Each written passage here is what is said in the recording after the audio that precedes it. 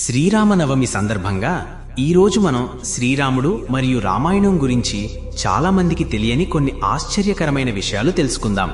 ఈ విషయాలు వింటే మీరు ఖచ్చితంగా ఆశ్చర్యపోతారు. వీడియోని ఇప్పుడే లైక్ చేసి చివరి వరకు చూడండి. 1. శ్రీరాముడికి ఒక అక్క ఉందని మీకు తెలుసా? అవును, మీరు విన్నది నిజమే. దశరథ మహారాజుకి కౌసల్యాదేవికి శాంత అనే కూతురు పుట్టింది. ఆమె రాముడి కంటే పెద్దది. అంగరాజ్యాన్ని పాలించే రోమపాద మహారాజుకి పిల్లలు లేకపోవడంతో దశరథుడు తన కూతురు శాంతను ఆయనకు దత్తత ఇచ్చారు. అందుకే చాలా మందికి రాముడికి అక్క ఉందనే విషయం పెద్దగా తెలియదు. 2. వాల్మీకి రామాయణంలో లక్ష్మణ రేఖ ప్రస్తావనే లేదు. సీతాదేవిని అపహరించే సమయంలో లక్ష్మణుడు ఒక గీత గీశాడని, అది దాటితే భస్మమైపోతారని మనం తరచుగా వింటుంటాం. కాని వాల్మీకి మహర్షి రాసిన అసలు రామాయణంలో ఈ లక్ష్మణ రేఖ ప్రస్తావన ఎక్కడా లేదు.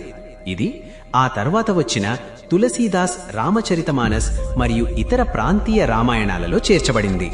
3. రాముడికి పురోహితుడిగా రావణాసురుడు వచ్చాడా?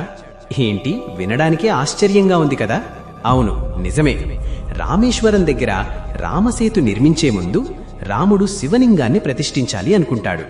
ఆ పూజ చేయించడానికి లోకంలో అత్యుత్తమమైన శివభక్తుడు మరియు గొప్ప పండితుడైన రావణాసురుణ్ణే పురోహితుడిగా ఆహ్వానిస్తారు. ఆశ్చర్యకరంగా రావణుడు వచ్చి ఆ పూజను దిగ్విజయంగా పూర్తి చేయిస్తాడు. 4. రాముడి పేరు వెనుక ఉన్న రహస్యమేంటో తెలుసా? రామ అనే పేరుని వశిష్ఠ మహాముని పెట్టారు.